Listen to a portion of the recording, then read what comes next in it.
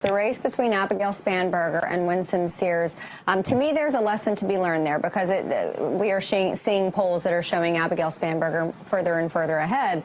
But Winsome Sears, she seemed to run on the same platform that Glenn Youngkin did. Now, it was successful for Glenn Youngkin, but that was in the wake of a lot of issues in Loudoun County, parental rights issues. Have those issues faded away for voters?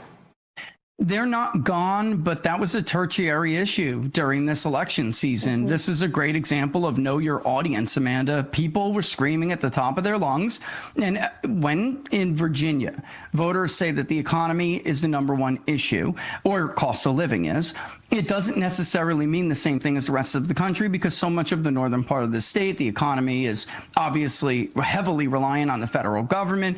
So it was going to be a challenging year for Republicans given what Donald Trump has been doing. And that's not a bad thing, right? The rest of the country, Republicans definitely wanted Donald Trump to reduce the size and scope of government. The government shutdown everybody else is not that big of a thing. But when you get into Northern Virginia, the D.C. suburbs, Loudoun County, even outside of Fairfax, some more affluent areas, it is, right? Winsome Sears spent a lot of money and a lot of time running ads on transgender issues when all of the polling and all of the focus grouping was telling you to focus on cost of living and people's economic concerns. And I think this is similar to even what we're seeing in New York City.